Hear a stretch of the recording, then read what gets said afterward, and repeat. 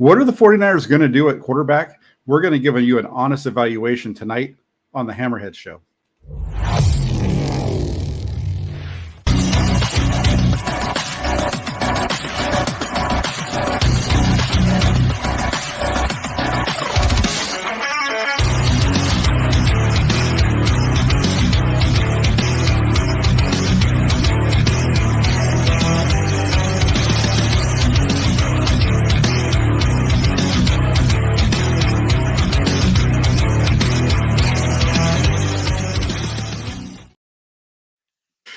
Hey, everybody, this is Jack Hammer of the Santa Rosa Press Democrat. It is time for the Hammerhead Show. It is Monday. We didn't get to do this last week because both Rob and I were a little jet lagged from a 3-day trip out to Philadelphia to check out the NFC Championship game against the Eagles.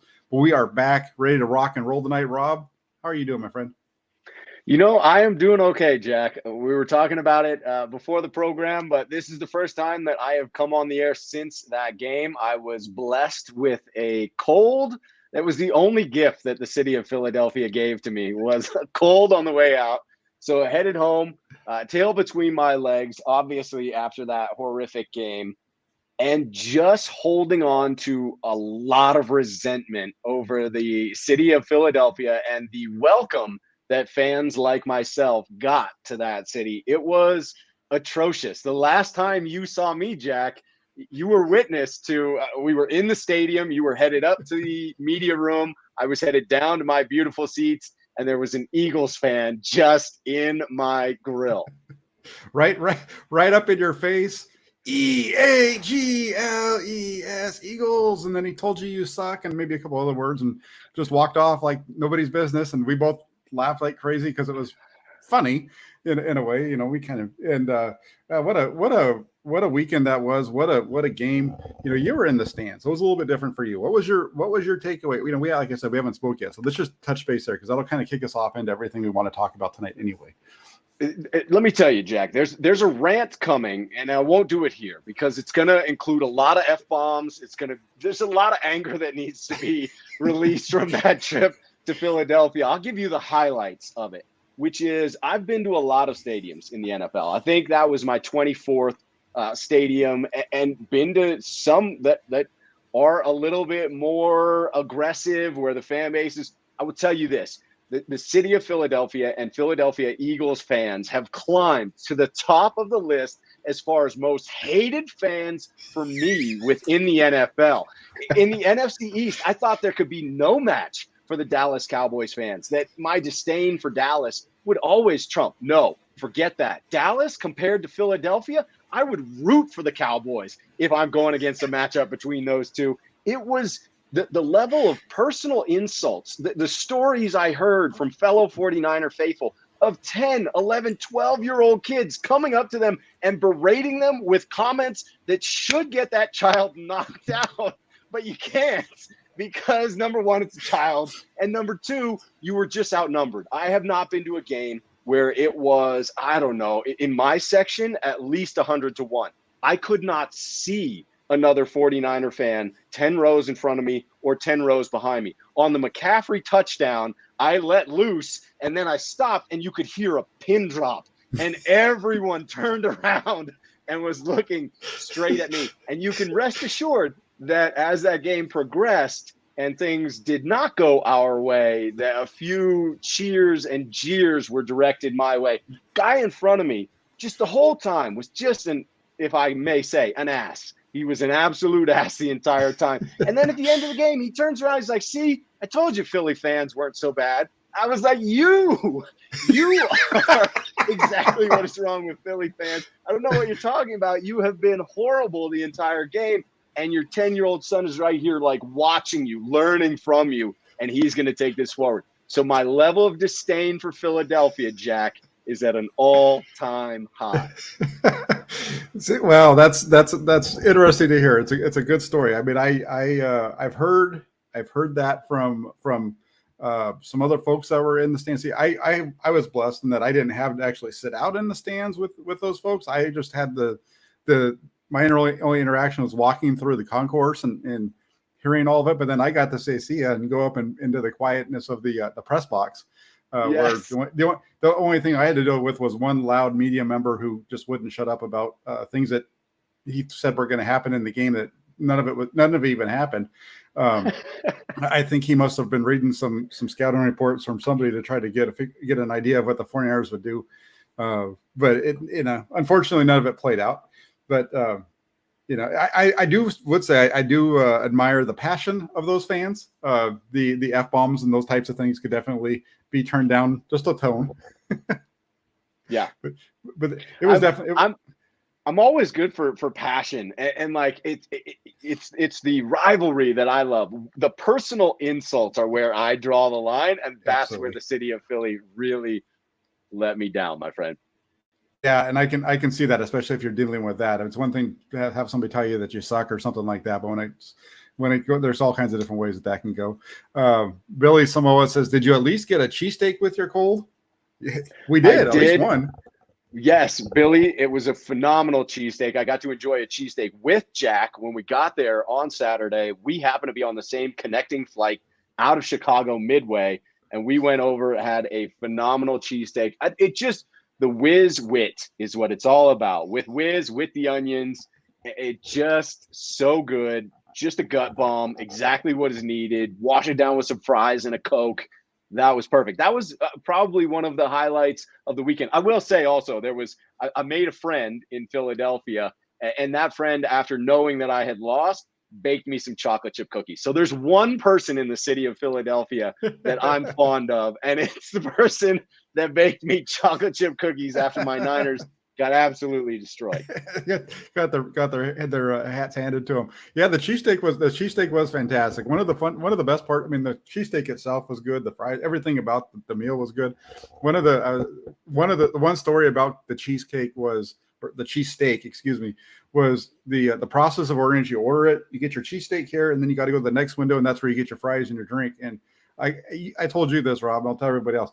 Those people were like the stereotypical Philadelphia people. They were like, I don't really give a shit what you want. Just tell me what you want so I can get you out of my window so I can get on to the next guy. And it was hilarious. And then Rob was really nice to the lady at the window. And then after that, she was smiling at us and she was very kind to us. And then the next guy came up and she was already to punch him in the nose. Right. So it was fantastic. It was an instant shift. It was like she had it all day. And then all of a sudden she and I engaged and it was like, oh, okay, I can be nice for a second. And then she turned it right off for that next guy. Yeah, that's sitting there. It was funny. Sitting there watching the guy trying to stick his arm around the window to get a straw, and she's like looking at him, not even like asking him if he needs help, just looking at him like, "You're gonna do that? You're gonna try to reach through my window without asking me for help?" Like she was gonna punch him in the nose. And then when he finally asked for help, she was like, "Okay, I guess so." It was fantastic. It was great stuff. Yeah, it was fun. And then in terms of the game, one of the big things to come out of the game, 49ers, blown out, lose their quarterback, all this kind of stuff. I don't know if you've heard already, but Brandon Ayuk going on the podcast with Brad Graham of the SF Niners, and just to kind of sum up basically what he said was the Eagles got lucky because the 49ers weren't able to expose them. They weren't able to do the things that they wanted to do. And this is something that I've heard from a lot of fans too. And I just want to kind of get your reaction to that before I give mine. I think it's fair, but so when I say it's fair, yes, we none of us got to see what we all were there for, which was a matchup of two behemoths that were going to go toe to toe. It was going to be a phenomenal game. The 49ers finally had an elite defense paired with an offense that could keep up if the game went the other direction. And quite clearly, we were robbed of that experience. Now, we were robbed of it because Philadelphia had a solid game plan, got home on that one quarterback hit, and a fluke injury occurred. You could replay that same down 20 times, and I'm guessing on 19 of them, Brock comes out of it unscathed. But because of that, it changed the entire game. And I do think that we were robbed of seeing what it could have been. Where I say but, as far as agreeing with Brandon Ayuk on this, is I'm not convinced that it's a sure thing that even at full strength, we were coming out of there with a victory. I think it would have been a phenomenal game were the 49ers at full strength throughout. And Philadelphia is a tough team. I mean, I am wholeheartedly rooting against them as they go up against the Chiefs. I've never wanted a team to get curb stomped more than I want Philly to get curb stomped in this one. But honestly, when you look at the way in which they came out, the game plan for each team, even if things had gone our way up front, I'm not convinced that it would have been a blowout victory for the 49ers or a sure thing victory for the Niners. I do think it would have been a phenomenal game, and I am saddened that we all were deprived of that. Yeah, that's the one thing for me, was that it was just a bummer because he didn't see the game. Would the 49ers have won the game if it wasn't for that injury? We don't know, because you just don't. I think the 49ers offense would have been much better, but would they have been able to move up and down the field with Brock Purdy or what have you? There's no way of knowing. I feel pretty confident though in saying that if Brock Purdy was the quarterback, they don't go in down 21-7 at halftime. That's the one thing that I will say. I think it's at least 7-7 probably still until that touchdown. I don't see a whole lot of that first half changing very much. But especially with the way that the 49ers game plan was built anyway. And I agree with you too. Probably 19 out of 20 times you don't lose your quarterback to a torn UCL on that hit. But I do agree, and I disagree with what Brandon Ayuk said in that they were lucky, because I don't feel at all like they were lucky. The Eagles were known for what the Eagles did to the 49ers and knocking out their quarterbacks. They were known to do, not necessarily to knock the quarterbacks out, but they were known going into that game. It was known that they were the third best team in the history of the NFL since they started, keeping the track of sacks as a stat. They were the third best team in the history since 1982 of doing that. Right. 75. They had 75 sacks going into that game, 70 during the regular season. So you knew they were going to hit the quarterback. It was just their ability to get both of them out of the game. The second half was just hand the ball off. Let's get out of here. Right. If ever there was an argument for having a running clock in professional sports, that would have been the game right there. It really would have. I mean, it was painful to be there, right? Obviously, Philly fans knew what was happening. They knew that there were no more forward passes being thrown, which is a whole nother conversation about the idea of not going to a wildcat. Like, that's a different conversation to be had for sure.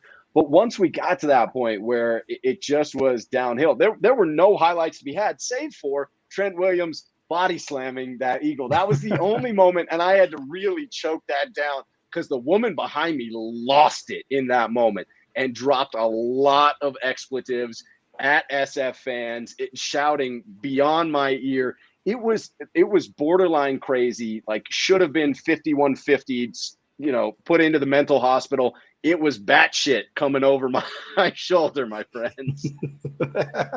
Yeah, that was an interesting little skirmish there, and it started off. I don't even know what started. I think it probably started because Brandon Ayuk was blocking the heck out of somebody who didn't like it, given the situation. Right. I think that's what started it all.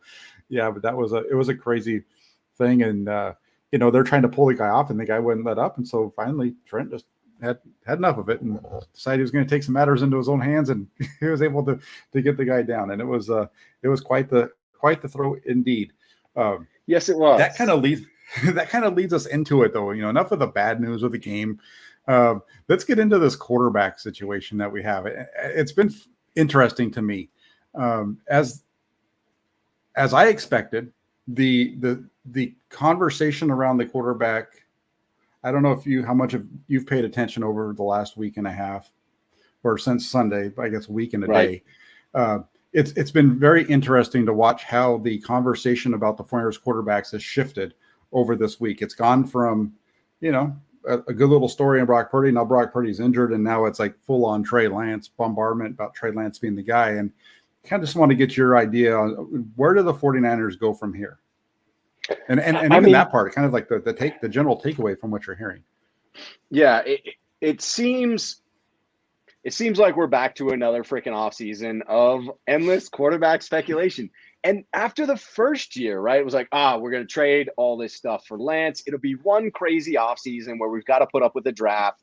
and then the quarterback competition, but then it'll be over. Year 2 comes. It's like, well, Jimmy Garoppolo's injury really changed things, so he's sticking around. We can't trade him. So it makes for a second offseason of quarterback drama, but really it's just a fluke. We couldn't possibly have another one of these. Here we are, year 3, Jack, and we are back to more quarterback drama. You see all sorts of speculation. I saw a mention on Twitter of Joe Montana saying, hey, Jimmy Garoppolo should be the starting quarterback for the San Francisco 49ers in 2023. It's like, Joe, come on. So the way in which I see it is it seems incredibly unlikely that Jimmy Garoppolo would subject himself to anything further with this franchise. We cannot franchise tag him. That feels like an easy one, wherein Jimmy Garoppolo decides to move on. Some other team signs him as a free agent. So then you have Trey Lance and Brock Purdy. And I was convinced we were going to get more tape on Purdy. We were going to get a final game on Purdy, something that either kicked him up a notch, wherein the fanfare would have been going into the offseason, Brock Purdy is going to be the guy with the edge on the starting role, and Lance is going to need to catch up. The injury changes the conversation. The injury forces a situation where Lance is going to come into those first OTAs and get all of those first team reps. And you clearly have a lot invested in Trey Lance. For me, it comes down to one answer. Take all of the BS out of it. I don't care that Brock Purdy was drafted 7th round, last pick of the draft. I don't care that we gave up as much as we did for Trey Lance. I'm not saying either one of them should be the favorite. What I'm saying is take all of that other BS out of the equation. All of that is sunk cost. You now have both of these quarterbacks on your roster, on rookie contracts. It's got to be all about who gives us the best chance to win. And quite honestly, I don't know that we've seen enough from Trey Lance at this point to be able to definitively answer that. So I'm excited that he gets a lot of those reps coming in, because I will need to see improvement in consistency from Trey Lance to believe that we go back to, hey, Trey Lance is the favorite to win the starting job right now. I think between the two, we saw more consistent quarterback play from Brock Purdy. You could certainly argue that that was a result of being a 4-year starter, and more reps for Lance will catch him up. I think as of right now, if we're going into camp and both were healthy, I would give the edge to Brock Purdy to win the job. Yeah, I think it's really just it's an interesting conversation, and I agree with you in the terms of I'm kind of over the whole discussion in terms of trying to make a case for either of them. Really, I mean, it's one of those things where I think there's the extremes of this conversation are what are just so tiresome. The conversations of how Trey Lance is a bust, and the conversations over here of how Trey Lance is going to be great. I'm seeing people tell me that Brock Purdy's the right guy for right now, but he's not the right guy. If Brock Purdy's not the right guy, then how's Trey Lance the right guy? Trey Lance definitely hasn't shown you anything that he's the right guy either. So I don't really understand that argument. I mean, I kind of get where it's coming from based on where, the origin of it, but there's been zero to tell you that Trey Lance is going to ever be, that Trey Lance would be a guy that's going to be able to.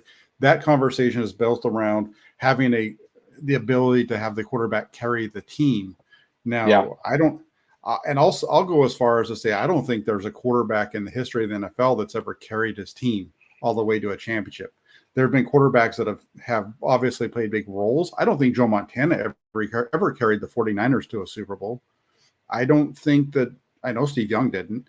I don't think they're really, I don't know if there's any quarterback that you can say that guy, he alone carried his team to a Super Bowl win. I don't think that's the way that it works. Even as great as like Patrick Mahomes is now, just for, this time period, I don't think he ever carried that team. The 1 year that he didn't have a good offensive line, what happened? He got smacked around by Tampa Bay and they lost. Right? When he had to carry his team, they lost. He carries his team, but he doesn't carry it like where he's doing all of the work. That defense is very underrated. I look at, I'm not going to talk about the Super Bowl, but this matchup is very fascinating to me. I think it's going to be a hell of a game. I think that both these teams have have very good defense. We know what the Eagles are, but I think the Chiefs have a defense better than people realize. And I don't know. I look at this thing, and for me, I was with you. If Brock Purdy didn't get hurt, I figured that you're rolling into this offseason with him as number 1A, Lance as 1B, and then you let them compete it out. But it starts with Purdy in the lead. We'll see where it goes. The one piece of news, it was broken. You're seeing it reported a lot that Brock Purdy looks like he's on the 6-month plan. Looks like that's depending on what happens when they actually get in there to start doing the surgery. They might have to call an audible. Imagine that, a quarterback getting arm surgery, they have to call an audible during his surgery. But you look at it, and that's not news. That's what the 49ers told us on Wednesday of last week, on the first of February, during their end of the season press conference. That's what John Lynch shared with us. So I don't think it's really was a newsbreaker, but if he can do that, if he can get back in 6 months, that would be right around the start of training camp. And that 6-month plan, if that's what works, that means that when he hits that time period, that he is full go, that he'll have already been throwing. I listened to Jake Delhomme talk about it. Jake, he was on KMBR last week, but I got a chance to listen to it today on my drive home. And Jake Delhomme was in a different situation. He went through the Tommy John version of it. But he was able to come back and not have any pain. He mentioned a couple of other folks as well that have done it. And so if they can get that to work, he'd be back just in time for a good old quarterback competition in training camp, I think. Yeah, it seems to break out a little bit in favor of Lance in that regard, right? It gives Lance the edge to grab back the spot that would have been his were it not for his own injury. And I'm excited to see.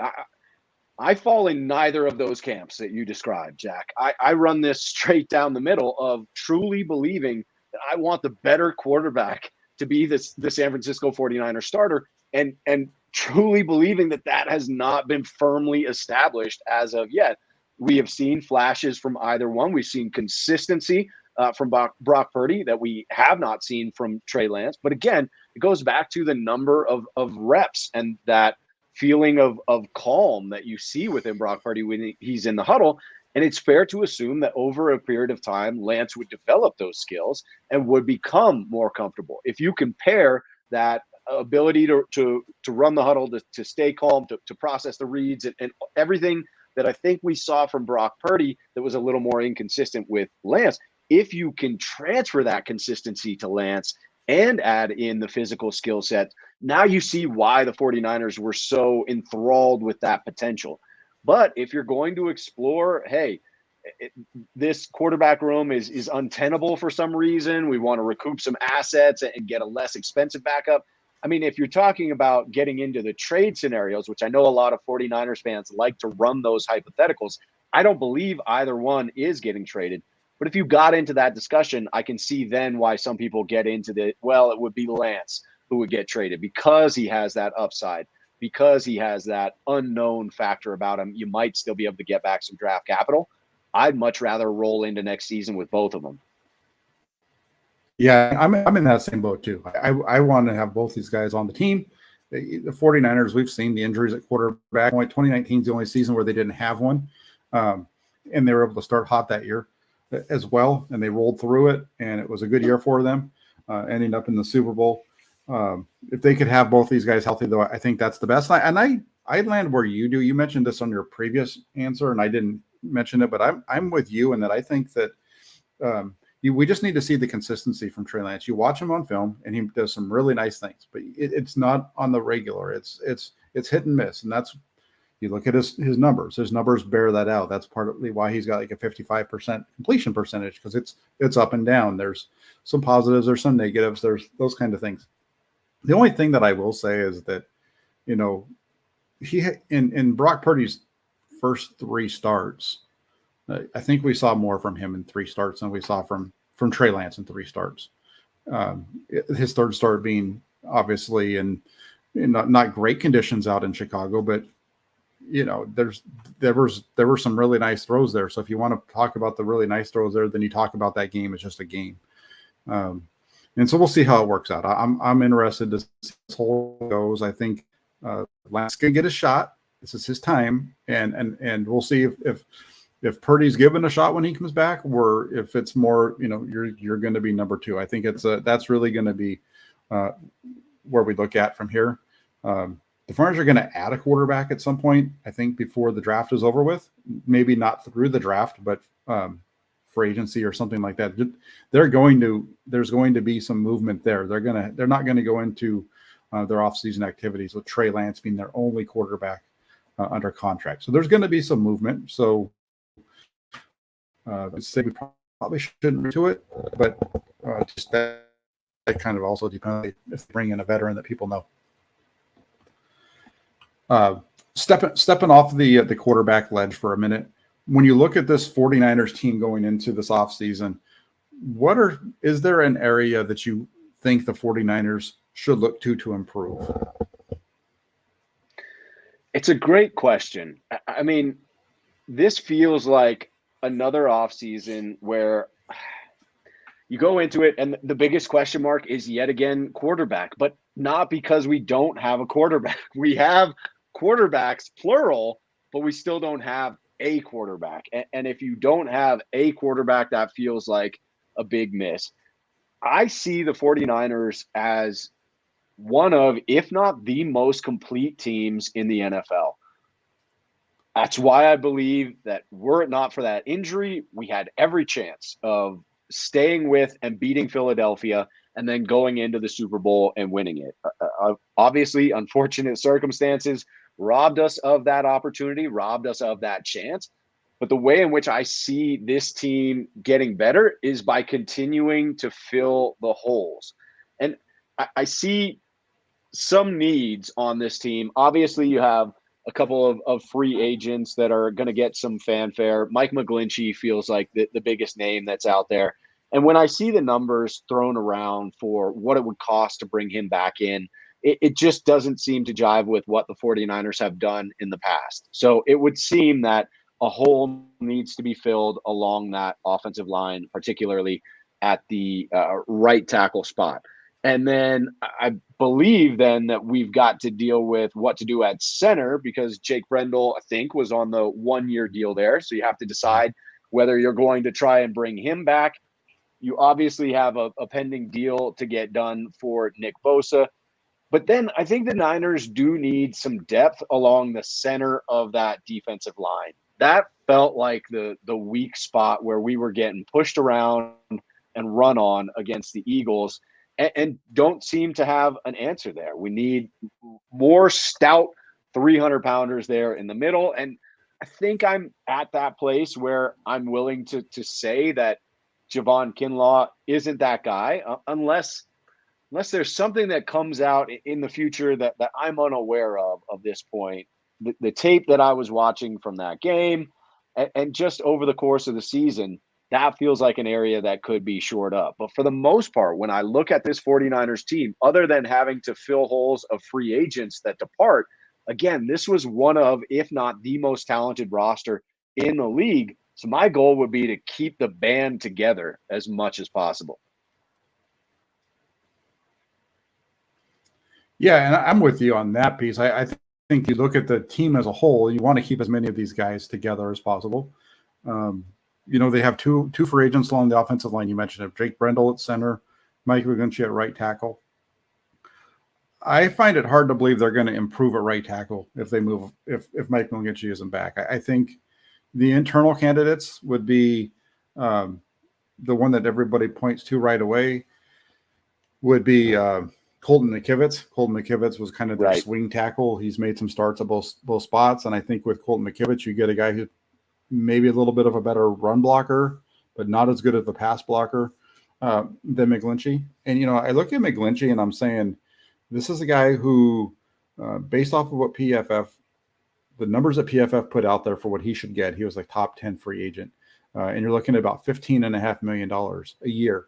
But that's just flat. That's not, building in the way that normal salary cap deals look. I mean, the 49ers could, he was $10.8 million against the cap this year. The 49ers could theoretically bring him back on a deal that's going to pay him a little bit less next year and ramp that thing up. I'm of the belief that the 49ers build their offensive line. They focus on the exterior first, so their tackles are most important to them. The interior, the interior isn't quite as necessary because they're not on an island as much. So I think the 49ers, if they do move off of Mike McGlinchey, I think they're going to regret it. And he's better. He is far better than the majority of 49er fans who participate in these conversations, at least will lead you to believe. Yes.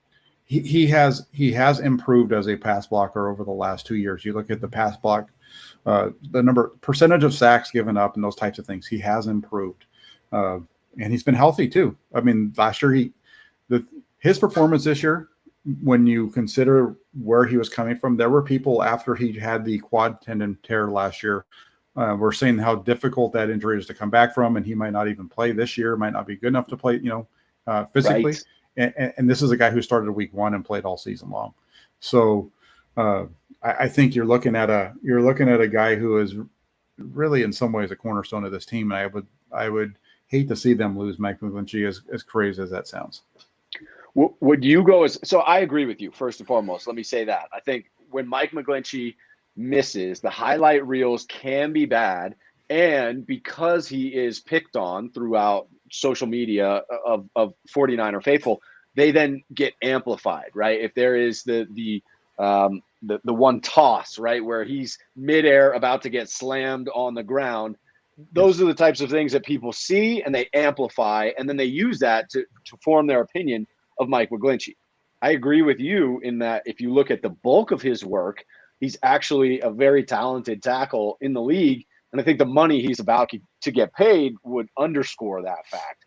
How high would you go? Would you get to that $15 million figure? If you were the Niners, they tend to have a line in the sand that beyond this, thou shalt not pass. Where is that line for you? I mean, that's kind of why I brought that number up, because I'd be okay with that contract for him, because that's as far as the tackles, compare that to what they're paying Trent Williams. Now, Trent Williams is an all-pro, right? He's the best left tackle in the league, and they're going to pay him about $26 million, $30 million for him to play left tackle. You're getting half of that cost at your right tackle, and you're getting a guy who is probably top 10, maybe just outside the top 10, if that, at that position. I think it's not bad. It's a good deal. And I agree with you. I think it's McGlinchey overall. I think he plays well, and there's a couple of highlight reel plays that people that get blown up to show because it's Mike McGlinchey, and so he's the laugher that he's kind of become, right? Yeah, it is. I mean, even in what I would consider to be a more reasonable chat, even in the comments here, you got Mike McGlinchey getting blasted for sure. Like it just is sort of commonly accepted that he's inefficient as a pass blocker. And I think that it's something that stuck with him from earlier on in his career that I don't find to be accurate. When I look at the full breadth of tape, that's not what I see. And it's not what I hear from a lot of people that I trust in that regard, who do offensive lineman breakdowns on a much bigger level than I ever will. Yeah, and like Randall Riley says here, I'm sure all you all are watching the right tackle play in, play out. LMAO, couch potatoes make me laugh. And I would say that I think most people who are watching the game aren't spending their time watching the right tackle play in and out, play in and play out. That's why, you come back from that game on Sunday against the 49ers and the Eagles, and you got people saying, "Oh, McGlinchey just can't handle it." Well, McGlinchey didn't give up a quarterback hit against the Eagles. Now, I understand the 49ers only threw the ball 18 times. They dropped back a few more than that, but he never gave up a hit in the game. He actually did really well against the first couple of times when they asked him to match up with Hassan Reddick. And one of them was a really nice one that Reddick was far outside because of the way the 49ers aligned. They had 2 tight ends there, which really put him outside, and he did a really nice job being able to kick step back and get to him and catch him. And I thought McGlinchey played a fairly decent game overall in that contest. He was the least of the worries. They have bigger problems when it comes to they have bigger problems when it comes to guys like I feel bad, the backup tight end, right, or the right guard, who those are the 2 guys that gave up the blocks and knocked the quarterback out, right? So that's it. And I did miss a super chat too. I want to go back to that one really quick. Sometimes we start talking and I letting you talk and I was talking. And, well, that's your mistake right there, Jack. When you let me talk, that's when we just keep going. You tell him. Jaguayo came in and he said Trey will be QB1 if he leaves no doubt in camp. And I agree with him. I do agree with you on that, Jaguayo. That's a good super chat right there, because if he goes in and leaves no doubt, whoever's going to be QB1 when they take the field week 1 is going to be the guy that does exactly what you say, whether it's Trey Lance or Brock Purdy. I agree with that too. And Trey's going to get the first crack at that, with Brock then being out until actual start of the preseason. Not preseason, but when we get together for camp. Yeah, when they get together for camp. So thank you very much for the super chat, Jaguayo. That was a good one for sure. Sorry I missed it earlier, but I appreciate you doing that. And so we talked about the offensive lineman. Spencer Burford needs to pick it up a little bit. He's going to be your right guard. Daniel Brunskill, he's one of the free agents, I believe, as well. So you might be losing that. He's an unrestricted free agent finally, where he finally can get out of San Francisco if somebody else wants to sign him and pay him a little bit more money. I think he's a fairly decent offensive lineman who can do a lot of different things for you.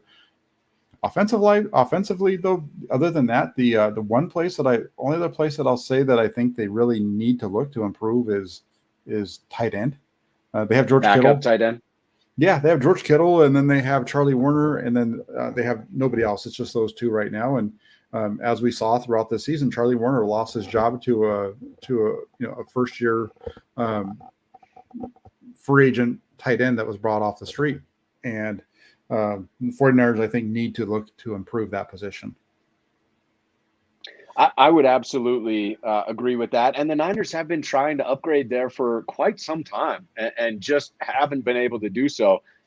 Interestingly, it's hard to predict the way in which they go about it, because there have been off seasons where they've explored some fairly expensive second tight ends. And when you look at the rest of the skill position players, we are pretty well stacked across the board. And I don't think anyone of note is hitting free agency when it comes to skill position players at the moment. So that feels like the one big hole. And I mean, the Niners don't have any of those early draft picks, getting in a couple extras for those 3rd round compensatories.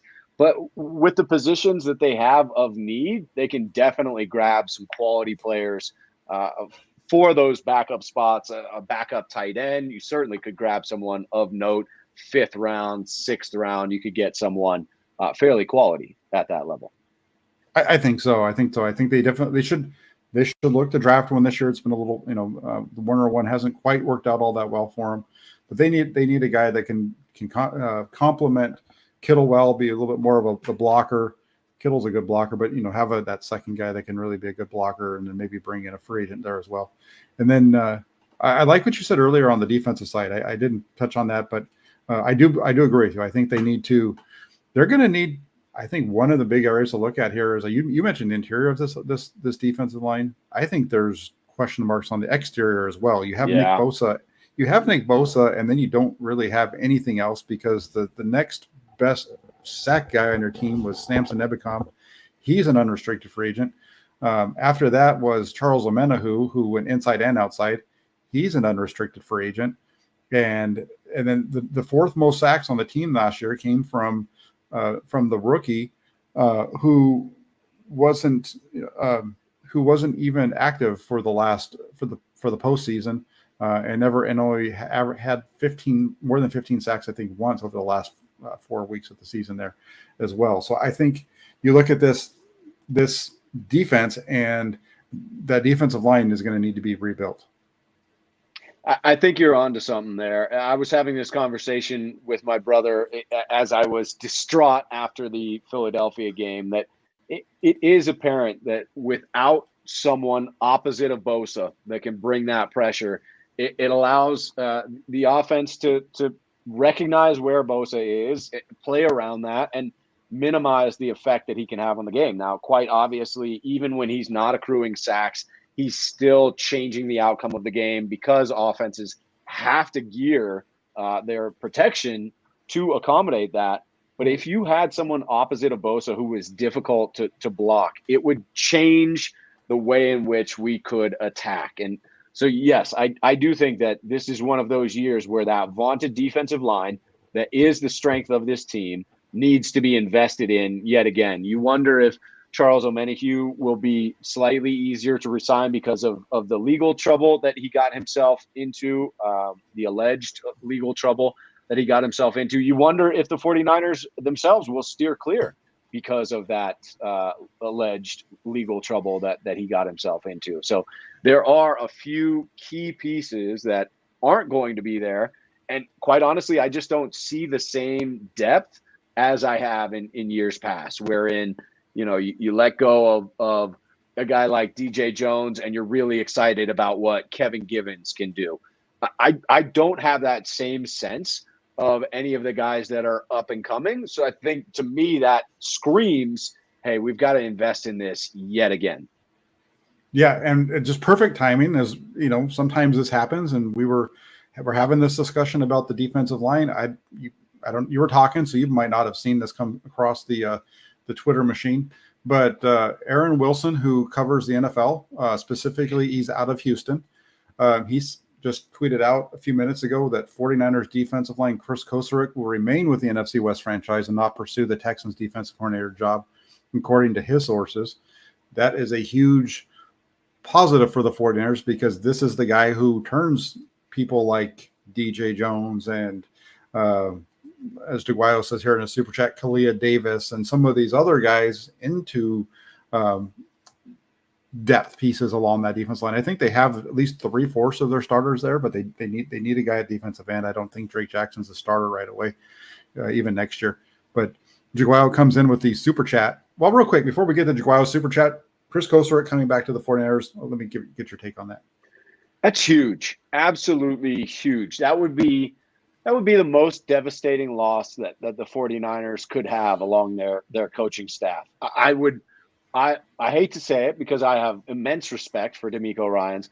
I would have lamented that more than I lamented the loss of DeMeco Ryans. It is the perpetual way in which we continue to restock that defensive line.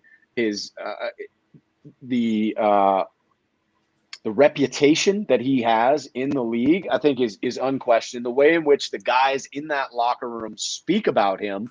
And then, I'm all for Matt Barrows' description of him like a raccoon on meth. He has that energy in the videos that come out from the practices.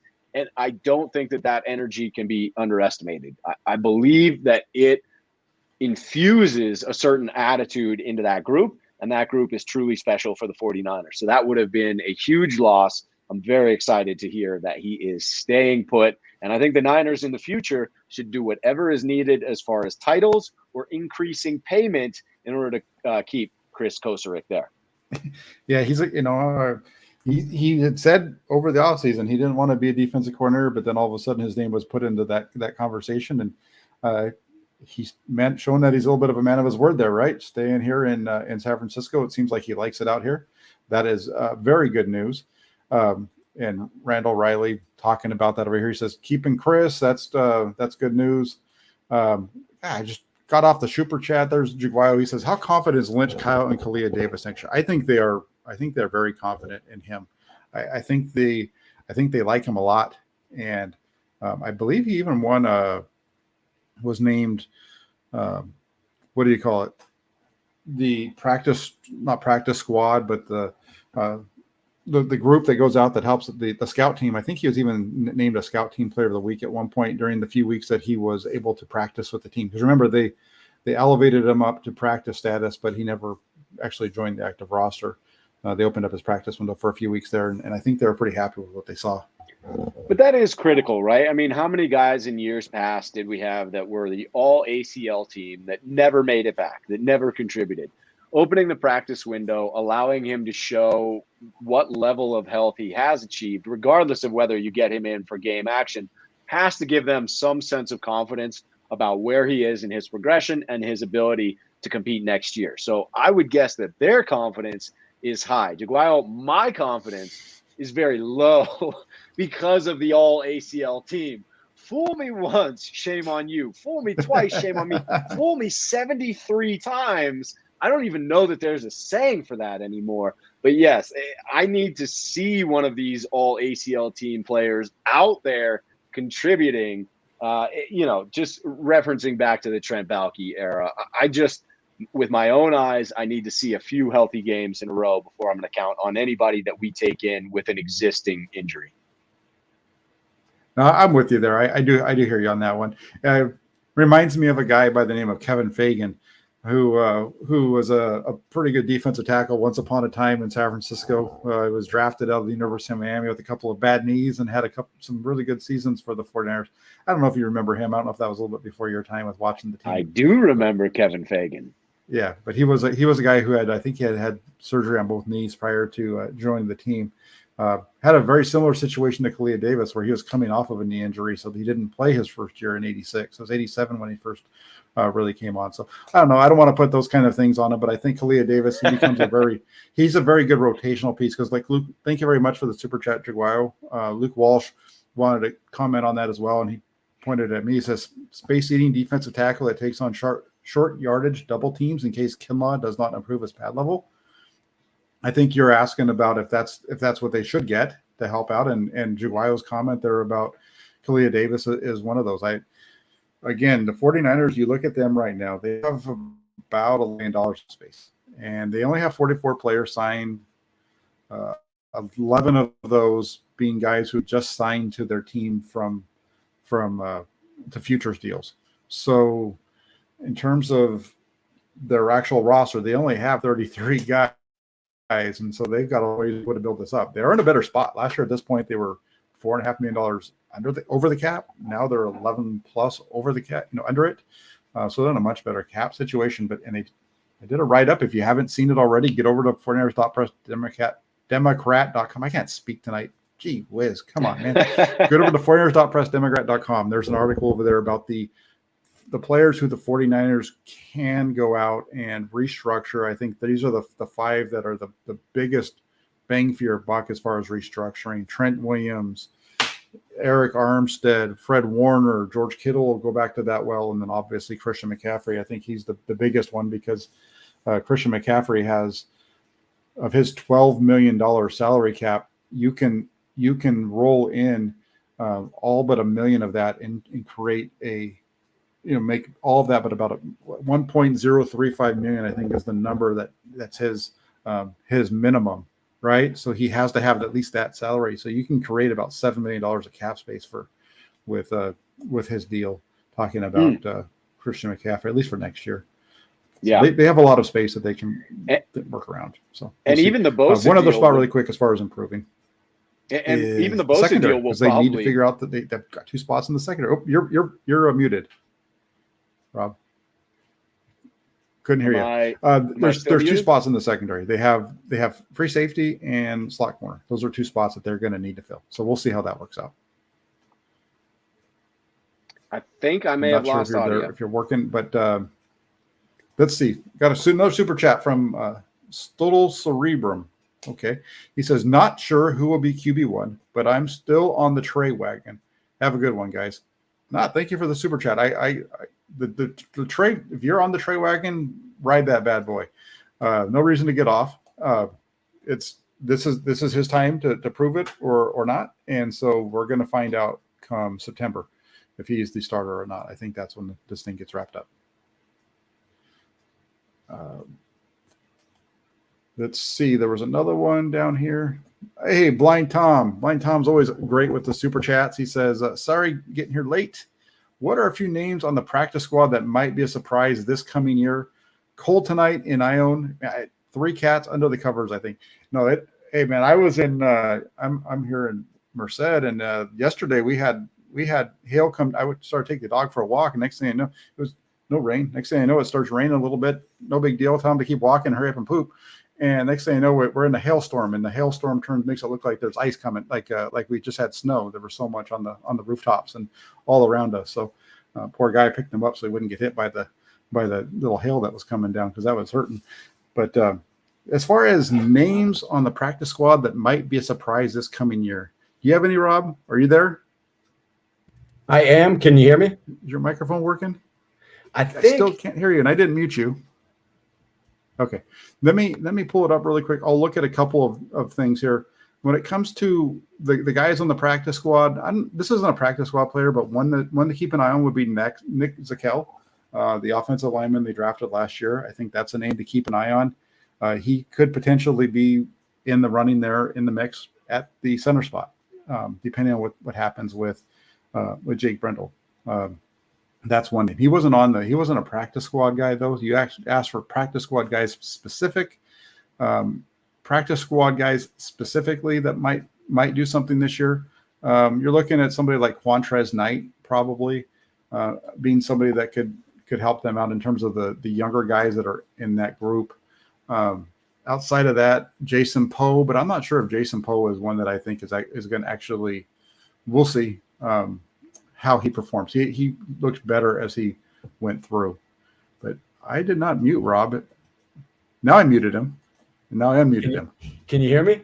You're still muted. They can hear me, though. Muted. I don't know what's wrong with you. The audience can hear me, but Jack cannot. Yeah, I can't. He's the best part of the show. I know. I don't know what happened to him. He said, yeah. They can all hear me. I don't know. He said, these guys. Can you hear me? Fable says that I'm muted. I think they can hear me. I can't hear you. I don't know, man. Let's see. Raphael 569. Oh, everybody else hears Rob. Okay, I'm going to shut up. I'm going to let you talk. I'm going to watch your mouth go. You give me some practice squad names that are out there.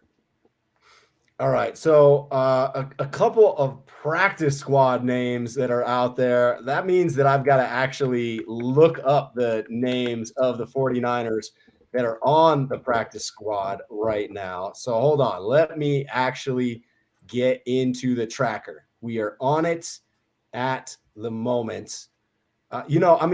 Quite honestly, other than Kalia Davis, I'm not familiar with any of the names. Maybe Quantrez Knight is someone to keep an eye on. Ooh, Jason Poe. Man, there are some names absolutely to keep an eye on. But right now, I'm going to go ahead and say that I don't have any huge insight on players that I think you should keep an eye on. That will come later in the offseason.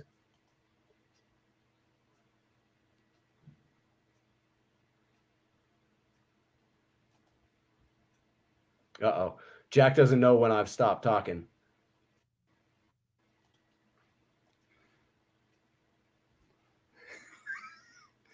There it is. We are flying blind here as Ellen Elizer says to check my headphones. I got my headphones are on. I got my butt. Oh wait, let me see if I stick that back in. I don't know what happened. We lost the audio for Rob. You guys can hear him. I can't hear him. That makes it a little hard for us to have a conversation. But I think we're going back and forth here on this one as far as it's working or not. But going back real quick, I want to say to Blind Tom, I want to say thank you for the super chat. You look at this list of the players of guys and Quantrez Knight, like I said, Taylor Hawkins. There was, the one wide receiver they pulled up a couple of times that was a rookie. I'm blanking on his name right now. I apologize. Let me see if I can look that up in another spot. I got I got too many lists. I think that's part of my other problem. I got too many lists as far as things to look at. But when you look at the practice squad alone guys, those guys are going to be coming up from there. Knight was a guy who at free safety in that safety role I thought looked good last year. I thought he was one of their players. The wide receiver that I was talking about was Tate Martin. Tate Martin looked pretty good. He could potentially be your your number 6 wide receiver on this team. You have Samuel Ayuk, Jennings, McLeod, Gray, Martin. I think you look at it there. Beyond that, I just don't. Curtis Robinson, but he's not on the practice squad either. So right now, of the guys that are on their practice squad that I could see making a dent, what might be just what I said. Maybe Quantrez Knight or Taylor Hawkins. They're at 2 and 3 on the safety board right now. So we'll see where it goes. And then you get over to the other side. You got Tay Martin at offense, at wide receiver, who I think can push there a little bit. On the offensive line side, you have Jason Poe currently, and he's kind of a fringe piece there as well. So those are the guys from a practice squad perspective that I think might be able to make it work. Can you hear me? I can, man. Look at that. Just had to send you out the door for a minute, and I can hear you now. Good. Let me pull up this one more super chat. We have Green Glass Full says, no offense, but Jesse's anti-Brock pro Trey videos are pure cognitive dissonance and delusional romance takes on how Trey is better. Silly, actually. Hey, look at that. Fable also comes in and says that I was just repeating everything Rob said. So, to me, what do they say about great minds think alike? Great minds, exactly. The only thing on this one that I'm going to say is, and I'll say this tomorrow when I do Hammer Nails, is I don't know if you want to tell me that Trey Lance that Brock Purdy is Mr. Right now, but he's not Mr. Right. If you're saying that with the expectation that Mr. Right is Trey Lance, based on everything that I saw as far as the reasoning, I didn't listen to the video. I just was watching his response to comments on. Actually, I did watch the videos, listening to it. I didn't watch it. I listened to it. If you're trying to sell me on Trey Lance being the right guy because you're looking for somebody that's going to carry the team in the long term, the only thing I'm going to say to that is there were a number of times when I heard over the last month and a half when Brock Purdy was doing well. Well, Brock Purdy has Christian McCaffrey, and he has George Kittle, and Trey doesn't. And he can't carry the team right now, and I don't know if he's ever going to get to a point where he can carry the team. Because like I said earlier, I don't think that I can go through and actually point to any single player that's ever carried his team when it comes to football. Now, having a good quarterback is definitely a big part of winning Super Bowls, but good to great quarterbacks don't win Super Bowls unless they have people around them. All you got to do is look at Dan Marino to see that. That's a fact. I mean, if pure arm talent will get you a Super Bowl, Dan Marino should have one. He does not, thanks to our San Francisco 49ers. It strikes me as there are certainly cases wherein people become emotionally attached to players, and I think that logic is then less prevalent in their own arguments. And I think that is certainly true for quarterbacks more than other positions. However, I will also say that the potential for Trey Lance is very much still there. Where anyone who is staunchly on the Trey Lance side loses me is when they talk about it as if it's a certainty, as if these things will quite obviously be the reality in the future. I see it as a potential. I see it as, hey, there's reason to be optimistic. There's reason to be hopeful. And if I'm looking at what was actually put on tape, consistency, ability to operate the offense, what I saw from Brock Purdy, had he come into the offseason healthy, would have made me believe that he was going to have the edge in the competition. Now, because he is not, I do think it's an even playing field, and all Trey needs to do to re-grab control is to show that level of consistency, to show proficiency within the offense, the ability to do all those things that you heard Kyle Shanahan gushing about when it came to Brock Purdy. Yeah, and that's actually leads me to something else. Thank you for the Green Glass Full for the super chat. I'm going to finish it off, and then this one last piece of this discussion, and then we'll wrap it up for the night. Is I put out on Twitter the comments of a couple of different people this last weekend. One of them was what was said about Brock Purdy when they drafted him. Adam Peters went through the reasonings why they felt like he was the best quarterback in the draft. And all of that shows up on film. You watch him on film and the way that he moves people with his eyes and the way that his experience from a system that's he's had to play in and learn through at Iowa State, that all shows up on his film. At the same time, there was another one from earlier this year during training camp where it was Kyle Shanahan talking about Trey Lance and how difficult it was to really get a grasp of who Trey Lance was because he didn't have enough film out there. He only had 260-something throws. There just wasn't enough of him being put in different situations. So when it came to Trey Lance, it was really about seeing the things that he could do and believing that he could build off of them, but you weren't sure. He went on later in that interview to talk about his performance against Houston, and that's what really solidified their thoughts as far as him being able to take the job moving forward. So you've seen that from Trey Lance as well. You've seen the ups and the downs in every game that he's played so far. And so it's interesting. It's a very interesting. And then one last one, and this doesn't have to do with either one of these guys.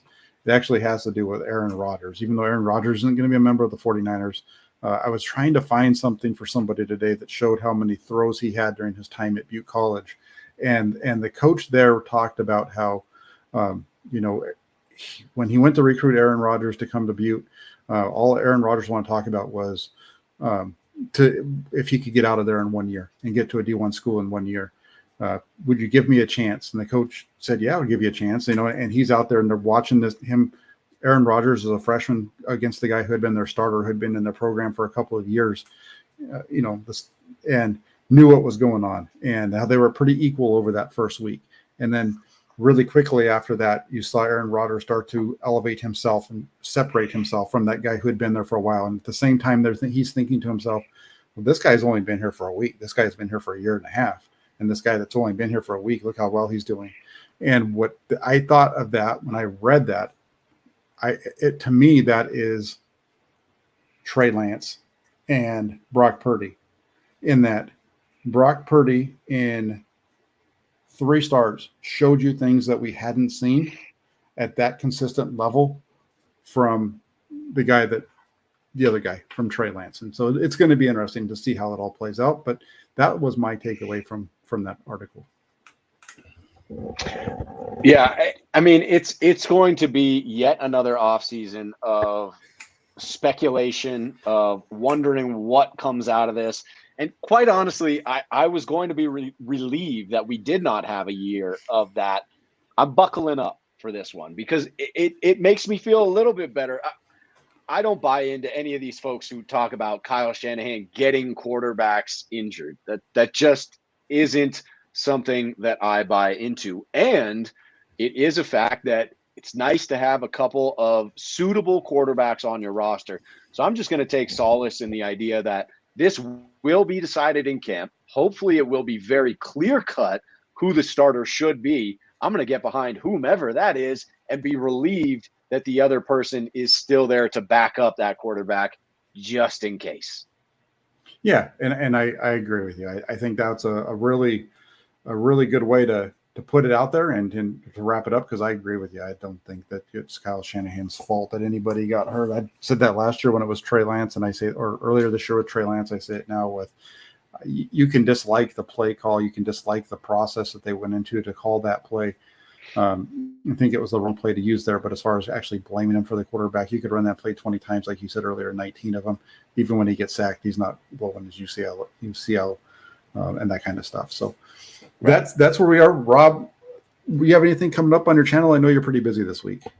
I am busy this week. For those of you that have been waiting for a video, I apologize. I left Philly, got the cold, and I'll just be honest, was completely dejected and needed some time to process. I'm good now, but I'm traveling. So I'm out in Denver right now. As you can see, the hotel room here at this lovely Hilton facility that I'm at. I'll be here through Wednesday. Look for an episode of Between Two Beards coming out. You can follow me on Twitter or the community page on YouTube. I will announce before that goes live. There will definitely be a Between Two Beards this week, and then I will be having Jack on the program at some point. We will make that happen this week as well. So yes, upcoming shows. but the schedule is a little bit up in the air. I appreciate all of you for bearing with me on that. Awesome. Perfect. So make sure you get over to, if you don't know, it's in the description here at the left. It's under just Rob Shoe on YouTube here. So make sure that you are looking him up and subscribing to that channel. Rob puts out great content. I always enjoy watching him. He definitely brings a fan perspective, and he always brings a little bit of humor into it sometimes. And he's just a good guy to follow on here. I really like listening to him talk. And then one real quick, a super chat from 2.0. Thank you. He says, Purdy proved he can win, and the offense looks better than ever with him. If healthy, he's the guy. If he fails or is injured, then Trey gets another shot. And I don't disagree with you there. I think that's a pretty accurate statement. And I think that if he's healthy, I think he rolls in as the favorite, and then Lance has to beat him out. So we'll see where it goes. But make sure you get over to Rob's channel, and then as our good pal over here, Raphael 5629ers was saying, and I just put it up a second ago, and I think I missed it. There it is. Hey, everybody, do me a favor. Hit that like button. Hit that subscribe button if you can. Those like buttons are extremely important for us. And the subscribe, hey, why would you want to be subscribed to us and be able to watch all the content that I put out and all those kind of things? I already told you to go to Rob's channel and do it here as well. When you hit the subscribe button, hit the little bell so that you get notified when we go live or new content gets posted so you don't miss it. So other than that, Rob, thanks for making the time out of your travel schedule to join us tonight and do the show. I'm glad we finally got a chance to connect. It's been a few days. Hey, me too, my friend. It's always great to talk football with you, even after a tragic loss like that one. I was glad that you and I were both there in Philly. It was a magical season, man. And even though that was a heartbreaking way to end, it's cool to be there when that season does come to a close, to feel that heartbreak with the team as they're going through it. So I just wanted to say, man, it was really cool to see you there out in Philadelphia. I'm glad that we were there. Yeah. Hey, we started the season together in Chicago. That's the first chance we got to get together. We've ended the season together in Philadelphia. So we'll see where 2023 takes us, man. Yes, sir. Yes, sir. All right. Thanks, everybody. Hit that like button. Hit the subscribe button. Have a great rest of your evening. Take care, and we will be back with you soon here on the Jack Hammer channel. Take care, everybody.